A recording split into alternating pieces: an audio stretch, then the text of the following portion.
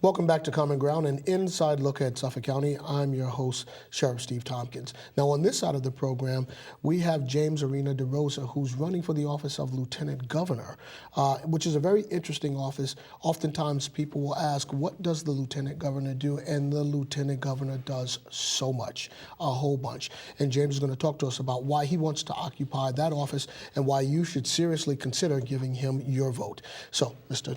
Arena-DeRosa, thank you for coming on. Really appreciate it, sir. Thank you, Sheriff. So Delighted to be here with you. So let's do this. Give us a little bit about your background before we actually talk about the office itself. Sure. What brings you to this point? I am happy to do that. And as I like to tell people, first, thanks for having me. And I like to tell people I have that combination of community common sense. I worked in organizations like Oxfam America and Peace Corps. I had leadership roles where it was all about listening to community and making sure we were taking those lessons and what we learned from our community experiences and putting them in front of policymakers. But at the same time, I've also run a $12 billion federal agency for the Obama administration. I was the lead person for all food and nutrition issues in agriculture the last several years. And so I have extraordinary executive experience to go along with that community common sense, as I say. So I think it's a nice combination for the Lieutenant Governor's office. I am from Massachusetts, grew up here, lifelong Red Sox fan. We went to school, Xaverian, Harvard. I've spent my whole life here. I love this state, and we have done some great things, but we have a long way to go. And lots of challenges, especially in this economy that a lot of people have been struggling. Even people that are working, we're always worried about what happens next. Right. And I think a lot of the core issues that I've worked on around social services are ones that we've fallen behind. You read the newspapers, a lot of the things that people are concerned about in the Democratic Party, people are concerned about what's going on in the state, relate to social services. So, why are you looking to occupy this particular office versus any other? Sure. The thing about the Lieutenant Governor's office, it does have a few specific roles around Governor's Council and some councils that you run. However, I like the idea that it's somewhat open-ended, that you work with the governor and you kind of work out a place where you can be a voice. I think the Lieutenant Governor can be a really important voice in the state for the issues that don't get talked about enough. And one of the things, you know, in politics, we tend to get consumed with the current election. Leadership's about generational responsibility. It's about thinking long-term. Governor sometimes is caught up with the moment, trying to problem solve. Who's thinking 5, 10, 20 years down the line? That's a role I'd like to play around several issues that I'm concerned about. And I care about a lot of different things, but have some expertise in some specific areas that I think could make a contribution. So let's start with the top.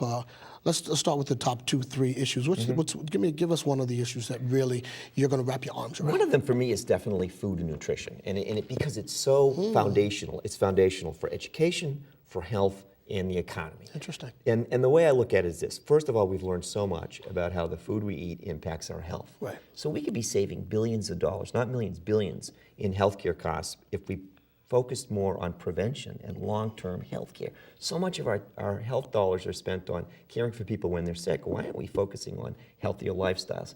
We also could create thousands of jobs in the Massachusetts economy if we supported our local business. There's this booming local economy. Look at all the great things going on in Boston with local markets, urban gardening, getting people active and involved. But there's also money to be made in jobs there as well if we do it the right way. Related to that, and this is interesting conversation you and I had when we first met. You know, right now, kids in school, you know, Massachusetts is one of the worst in the country for school breakfast. 48th. Wow. I was shocked to learn that. I'm shocked now. And we all know, right? Okay. You talk to a teacher, a nurse, moms, dads. Most important meal. Kid who has, apps good for you that you know that. A kid who hasn't had a meal, they go to school hungry, they can't learn, a little agitated. That's right. Maybe they get in trouble. That's right. You know, it's not starting them on the right path. And as we were talking on the break a little bit, you know, it's not just about food and nutrition. It's how it connects to everything. And I think sometimes in our work we're siloed. And you're obviously concerned with public safety and Sheriff of Suffolk County. Right. But the lives that people live has a lot to do with what happens to whether the crime rate, whether people get into trouble, whether they're on the right path. All of these things need to work together, and I think we need to do more of that in government. We tend to, everybody has their own little area, and of course you have to focus on an area. The Question is, how do we connect it all? Right. And I think that's where having run a huge agency that cut across so many different sectors, I think prepares me for this position. So just let me, before we go on to the next issue that Sure. you're really going to champion, is it's not just kids that need that morning meal. Believe me, I've walked out of the house, not had a meal, have my blood sugar go a little like this, and it's a crazy day. It starts out as a crazy day. So talk to us about another issue that's very important to you. You know, it's interesting, and I know a lot of discussion about education. Absolutely. And I worry that there's been so much focus on testing, and I don't mind evaluation, but you know, what about arts and culture and sports and civics and financial literacy? Kids graduate high school, they don't know how to balance a checkbook, and then they're getting credit card offers in the mail. That's not good for society. Or, you know, we kind of went through this phase where we denigrated shop and home economics. I think that's unfortunate. Those are important life skills for all of us, no matter what we choose to do, whether we go to college, we go to technical school, jobs in the economy. I mean, it's interesting the way we've looked at things. So I know we ask a lot of our schools, but I think I'm a big believer in the education of the whole child and being inclusive and really thinking about multicultural education. You know, what kind of a world do we live in? I think those are all important aspects of how we get our children to be ready for society. So, you know, I want to echo some of what you just said. Clearly, I believe physical education, PE, needs to be in the curriculum. I went to the High School of Music and Art in New York City, and so I know what the arts bring to you. You know, it expands your mind in so many ways. It's just so impactful that crosses over into a lot of other things that you do. But the one thing that you touched on that I'm a firm believer in is having civics in school. We called it social studies back in the day, but civics. And in the absence of civics, you don't have a full understanding of community, how community works with government, and really the power of the vote. And so you figure if civics, if they began to dial back on civics, say 20, 30 years ago, it's no wonder going forward 20, 30 years later that folks don't have a real full-bodied embrace of community because they haven't been taught. It is a problem and a challenge. And you know, it's interesting, I grew up in a time where it was sort of a noble endeavor to think about being in public service. Not so much anymore. We kind of, you know, in the public discourse, government gets knocked around. Government makes so many important contributions to our lives. It's not the be-all and the end-all. We need to do it in collaboration with the business and the nonprofit sector. But I was asked to speak at a career day for some students, and I said, I want you to think about everything during your day, whether it's flipping the light on or the roads, your teachers, the senior center that your grandparents might be visiting, all of those things, the internet, that government has a role in all of those things, public safety, fire, police. It's a really important part of our lives. And we've almost, as Democrats, been painted into this corner, being afraid to defend government. I think we have to stand up and say, here are some good things government does. Can we improve? Can we get better? I had to hold the state of Massachusetts accountable for $40 million in cost overruns, inappropriate benefits. Now they're making solid, good investments in infrastructure and technology that they hadn't done for years in one of their agencies. Nonetheless, it's still important that we have services that we provide. And I think that we can be good stewards of tax dollars, talk about being efficient and running our agencies well. That's all well and good. But we still should be willing to defend the important role that government plays in the lives of our citizens, and all of our citizens. Where do you come down on charter schools? I'm very interested in that juxtaposition between public schools and charter schools. Where do you come down on that? First of all, I'm not ready to raise the cap because as I understand more about the details, there's not a level playing field. I know that charter schools were supposed to contribute some things, some different ways of thinking. That's another thing. I heard some charter schools are holding proprietary information. Well, wait a second. The deal was if you're going to learn some of those things, you're going to share it with the rest of the community. I mean, I don't think they're evil. I think there are some things to be learned, but I think we have to be very careful. And I worry when I look at the data and talk with people at the BTU and others about how things play out. You know, why is it that charter schools tend to have a much lower percentage of students with special needs, students with discipline issues, students that get expelled? You know, so they, you know, do they work in a certain way, and then they want to hold them and say, look at how well we did. Well, why is that? Is it the population? Is it the way you dealt with the population? But that doesn't mean there might be some things that they've contributed. I worry that there's the illusion of a level playing field, and there isn't. So I think the first thing we do before we even consider whether or not the cap should be changed is to make sure that it's a fair and level playing field, and that the funding that was promised goes, because that's also hurting our public schools in addition to the charters. You know, one of the burning issues here when you talk about schools, you talk about educating folks, so we have all these great institutions of higher learning here in the Commonwealth, particularly down here in Boston and southeastern Massachusetts. But oftentimes, a lot of these kids come here, they get a good quality education, and they can't afford to live here. They can't find affordable housing. Talk to us about affordable housing and how you would work with the governor to really get more affordable housing out there so that folks can stay in the Commonwealth. Yeah, you know, I did a little bit of work on affordable housing earlier in my career, and again, it's sort of one of those foundational issues.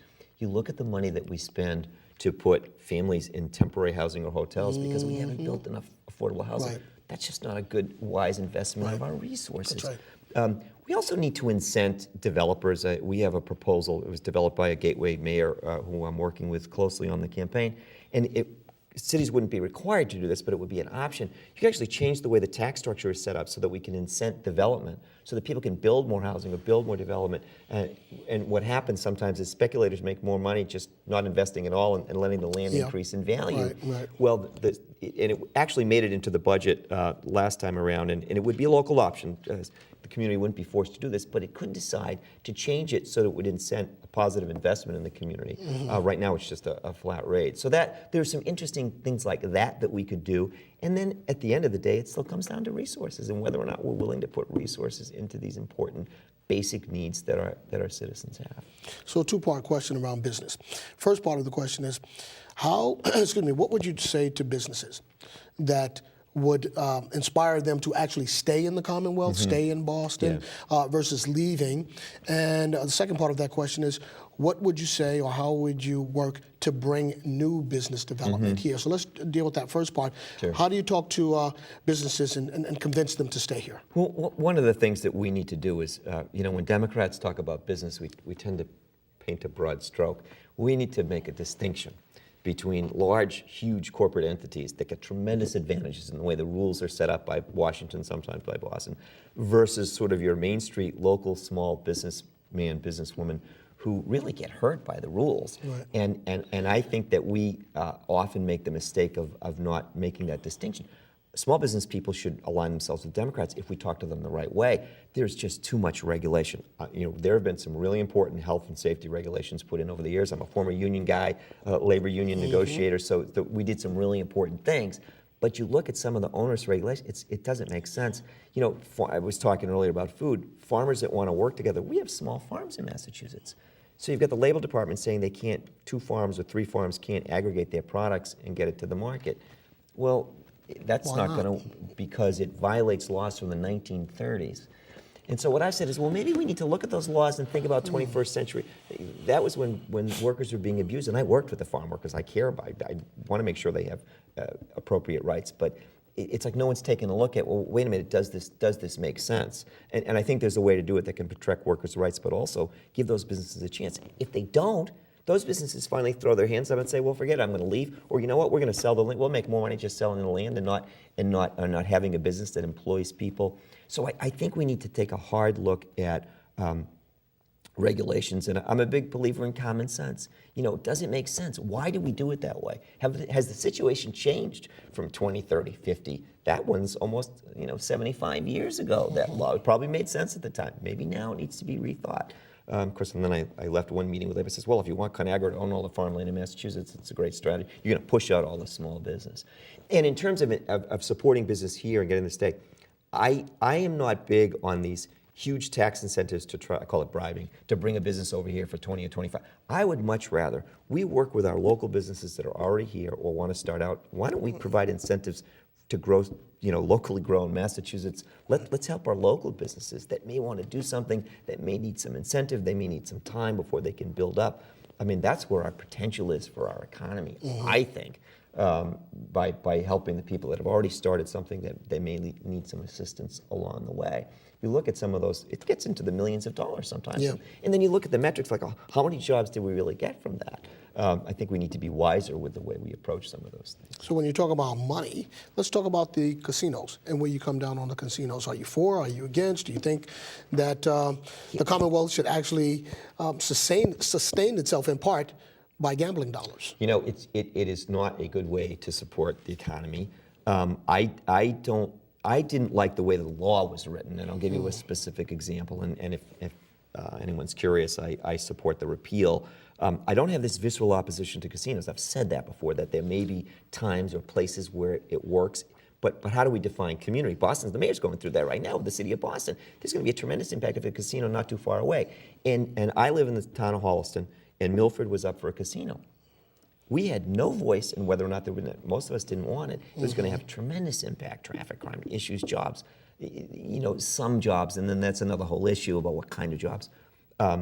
So I think there needs to be a broader definition of what a community is. It's more of a region. And if the whole region wants something, well, that's a different discussion. So I don't think it was structured the right way. The other thing, as you recall, we were in the depths of the recession when the legislature passed. Maybe now we don't need it. Maybe it's not the best thing as we've learned more about it. So I kind of look at. I try to see both sides of it. But I think if we're going to have casinos, I think we have to go back to the drawing board and really think about how we define community. Do you think it's going to get on the ballot this year? And if it does, I'm told that it may not make it to the other side successfully. So do you think it's going to get on the ballot? It's an interesting legal question and to be determined. I mean, you've got some very different opinions on that. I think it just as an observer, if you will, not a lawyer, give the people a voice, let the people decide. I think that's how I would come down on it. And then it remains to be seen what happens. And it's interesting, when people are asked about the generic issue, they tend to not have a problem with casinos. When it's closer to home, they get a little more nervous about it. And in fairness, because then they probably get more of the details on the impact on their local community. I just think there's other things that we could be doing as a state that would enhance where we are, our economy, jobs. I mean, look at the gas tax, right? Gas has gone up $2 in the last 10 plus years, right? We as a society got nothing for that. We didn't get anything. The oil companies made a lot of money. Then when it came time to invest in our infrastructure and fix our bridges and our roads and put people to work and get labor, get people back out on the job, we ended up with 3 cents because people couldn't handle 5 or 7 or 9. And we need to make a better argument and say, well, wait a second now. You didn't get anything for the $2. Now we're going to ask for a nickel or 7 cents, and we fell short, and we got 3, and that's how do those debates happen? And we need to be strong and say, time out. It's really important, that it's going to become a public safety issue. And we play this game of highway roulette. Well, that brick it's not going to fall on my relative or me. It's going to happen to somebody else, or the person who died when the things fell in Phoenix Expressway. Or I'm not going to break my tire iron that it's going to cost me $1,000 when I hit a pothole. That happened to me. That's why I say that. I went and did the math on. I much would have rather paid a nickel a gallon for the next how many years. But that's we've lost this sense of collective responsibility, and that we're here that we should take care of each other. And the thing about this, I love this country and who we are, and it's great to celebrate individual achievement, but we have always come back to collective responsibility, and that part of what we do is we take care of each other, and that's okay. Now, that doesn't mean we want people to abuse the system. That doesn't mean we want there to be such great government largesse that we don't have enough money to do other things. There's balance in there someplace, but the concept is one that we need to fight for. I often wonder, in this day and age, with the kind of bickering that goes on amongst politicians, the partisan divide, whether or not, say, the interstate highway would have ever been built, Medicaid would have ever gotten through. I mean, these are things that we need, and I'm not sure in this climate it could get done. It's an interesting question, especially at the federal level, where some of the greatest achievements that this country has put forward came out of bipartisan dialogue and agreement at the end of the day, or agree to disagree, or some mutual support. And the atmosphere is toxic. And I spent a fair amount of time back and forth, both with Oxfam, somewhat with Peace Corps and the Department of Agriculture. And it's unfortunate that there's almost all this positioning rather than, well, here's what I come to the table with. Where do we agree? Where do we disagree? Where do we need to kind of, come to some kind of agreement? And it almost seems like there's so much posturing that goes on that each side is looking at the next level. Well, we're not going to let the president win any of this because we want to block the Democrats next time around. And it's just it's not a good way to run the government. It's like a game. It's like they're playing a game. Oh no, absolutely, absolutely. And these are humans' lives, and families and communities that's in the balance. That's right. And it's as if that doesn't matter. And if we're not in this to make a difference in the lives of others, then why are we doing it? I don't understand that either. And hopefully it changes. But people have to get motivated to care. It's so interesting. we don't like the influence of money on politics, but everyone looks at how much money gets raised. Yeah. We want something different from our leaders, but we're sometimes worried about someone a little different. Conventional wisdom sometimes clouds our sense of what we're willing to do, whether it's involvement in a campaign, donate to a campaign, vote. That's not how change happens, by people willing to take a little bit of a risk, and still within some sort of conventional parameters, if you will. So I like to talk that about my own campaign. I mean, I'd like to think I'm a little bit different with my experiences, and yet very comfortable in the corridors of power, had to negotiate with governors, testify before legislators, work with mayors, municipal leaders. I've done that work. So I mean, I add that to the mix when I talk about my candidacy, and yet was out there with an Oxfam, a Peace Corps, a local organizing and for the farm workers or labor. So it's an interesting mix.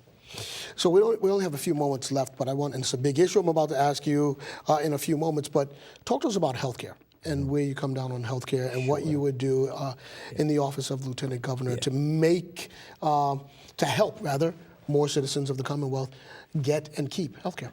Massachusetts has been a leader on healthcare, and to be clear, I support the single-payer system because at the end of the day, it'll make us more efficient, and it connects to what I was talking about earlier, the importance of investing in healthier lifestyles. So much of the debate, if you look at the last 2 or 3, 4 years debate around healthcare, a lot of it was controlling costs, hospital costs, once people were sick. That's not where the solution is. We're never going to get there if that's all we do. We start taking care of people earlier in their lives and work with them promoting healthier lifestyles. Science has gotten to the point where we can keep people alive a lot longer who are really sick. Well, what we need to do is back up further and promote health. And that costs some money, but it also is a different way of thinking. And what's interesting is, if you talk to the medical field, they're trained that way early on, and then sooner but later they end up getting involved in specialties, and they're focused, and then no one's stepping back, or not enough people are stepping back. So I think healthcare and our approach to it is probably the public policy issue of our time, and we need to get a handle on it, or it's going to just take so much of the budget, we won't be able to do anything else. And that's what's happening. If you look at the numbers, it's frightening, it's staggering the way it's growing. And my wife runs the senior center in Holliston. She works with seniors all across Massachusetts, the seniors who run their local centers. There are too many seniors that have to sometimes choose between medicine and food, or they don't have local sessions on fall prevention. If you prevent one senior from having a fall, you've saved thousands of dollars for our healthcare system, for our government dollars. But it's always a debate to get that few $1,000s to do those classes. Keeping seniors, if all is well, either in their own apartment or with families, is so much better for society. It's better for them. It's better for their sort of mental health and just their sense of being. But it's also, it potentially saves us billions of dollars. You do it for the right reasons, but it also is a good long-term economic plan. And we've kind of gotten to the state, we've isolated generations. And you were talking earlier about how you knew everybody growing up in your community, and I grew up in a home like that as well. And one worries that's changing. And it's interesting, when my kids were young, I was very involved, Little League coach, did things, the school, theater, all these different activities. And then they grow up and they're off to school, and you wonder, well, what keeps us involved and engaged? Some of us try to stay active and involved on policy issues, but our children, of course, are very important to us. But we as a community need to stay connected as well. Absolutely. So listen, we're out of time. Real quick, how would, if folks want to get more information about you and your candidacy? The best way is to go online. It's www.jad2014.com. Okay. It's a website. It's got a lot of detailed information. We try to put out as much as we can, really be clear about what we're hoping to do if I'm elected Lieutenant Governor of Massachusetts. That has phone numbers as well, but I think the best bet is to go online, and that can guide people depending if they want to get involved or find out more about the campaign. And we've got a slew of events coming up in the next several weeks. I'm going to be speaking here in Boston, but also all over the state. Beautiful. Thank you so much for coming on. Thanks for your time. Okay. Delighted Good luck to be out here. there. Thanks so much.